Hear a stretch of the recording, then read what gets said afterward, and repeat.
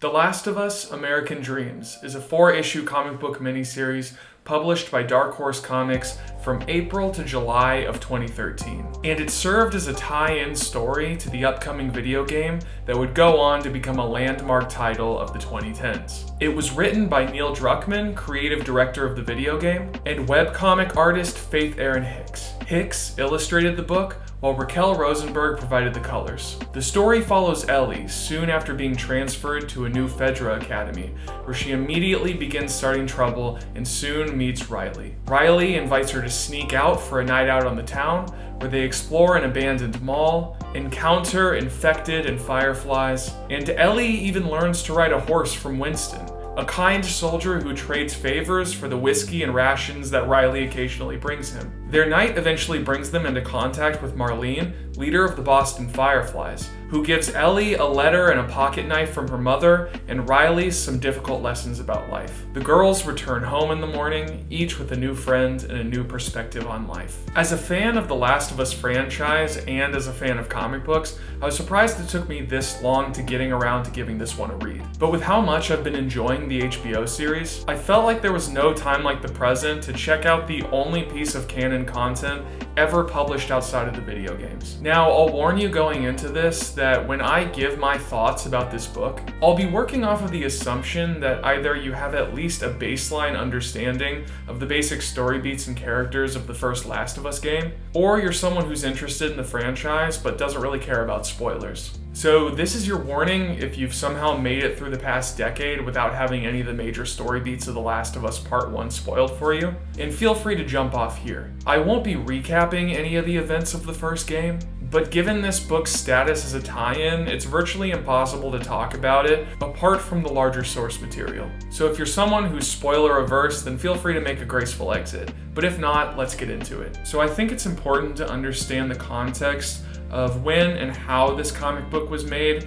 in order to fully appreciate it when you give it a read. The first issue of American Dreams was released on April 3rd of 2013, which means it predates the release of Part 1 by 2 months. The second issue came out on May 29th, and the third hit shelves on June 26th, about a week and a half after the game was released. A month after that, the fourth and final issue was released on July 31st. And then we have a dead period of about 7 months where we don't have any Last of Us media being released, until we get the final installment of this first leg of stories, culminating in the Left Behind DLC released on February 14th of 2014. As a brief note, I did not know that Left Behind was released on Valentine's Day, and given what happens in that story, it makes it all the more depressing.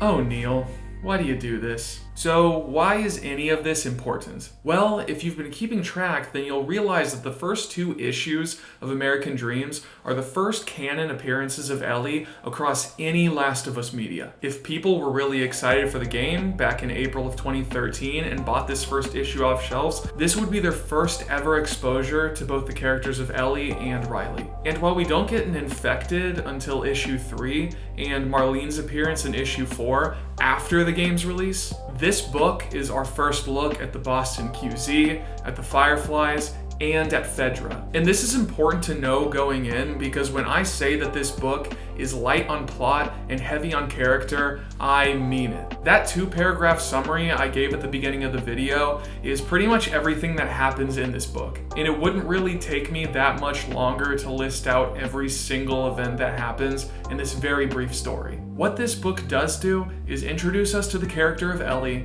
teach us about who she is and how she sees the world, and prepare us for how this character might adapt to the increasingly dire circumstances that she and Joel find themselves on as they travel west. And nothing does that better than the beautiful artwork provided by Erin Hicks. Hicks has a style that you could consider soft, cute, cartoonish, and round. And a great comparison would be Brian Lee O'Malley's style in the Scott Pilgrim series. Or really, I should say that O'Malley's style is analogous to this, because Hicks has been professionally publishing webcomics since the late 90s, and it wouldn't be entirely fair to compare her style to something else just because that other thing has more name recognition. But regardless, I love Hicks as the choice for this book because her oftentimes cute illustrations clash wonderfully with the content, and it creates this great dissonance between what's being shown and how it's being illustrated. The cute character illustrations can oftentimes be undercut by moments that remind us how bleak,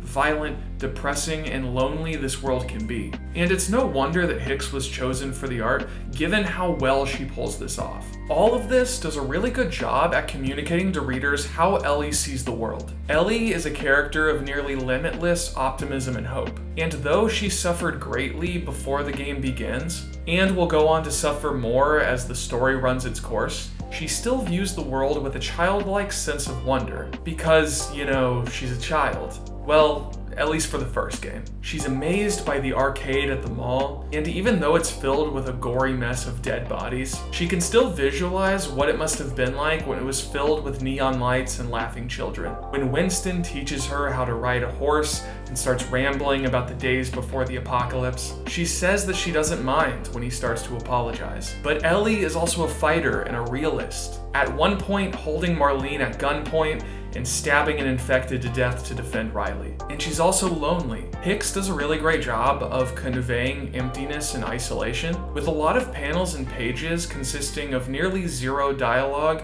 and sparse movements in wide, empty, and darkly colored set pieces, where Ellie feels small against her backdrop. And it's no wonder that in the scenes where she's interacting with Riley, they're up close and personal, conveying how even when these girls are in opposition to one another, they're feeling a real connection that both of them have been hungering for. The story ends with Ellie holding her mother's pocket knife close to her chest after reading the letter that Marlene had given her. We can only make out a few words here and there from the letter, but from what we can read, we can assume that it's a letter filled with words of hope, telling Ellie that no matter how bad things may seem, it's important to keep fighting and to find things worth living for. She ends the letter by telling Ellie to make her proud. American Dreams is sparse on plot, but it conveys a lot with a little, and it serves as a perfect introduction to the character of Ellie as Naughty Dog begins ramping up to the release of Part 1. If you give this one a read, don't expect any huge revelations about lore or world building or character histories. If you do, you may find yourself disappointed. But if you read with the intent in mind, then you'll find a very touching story about how one girl finds a friend in a world that's determined to crush her spirit. Would I read this again? Maybe. But given how expertly it served the purpose with which it was published, I have to give The Last of Us American Dreams a 4 out of 5. If you made it this far, I just want to say thank you so much for watching this review. And don't forget to like and subscribe if you enjoyed it. But for now, have a good one, and I'll see you next time.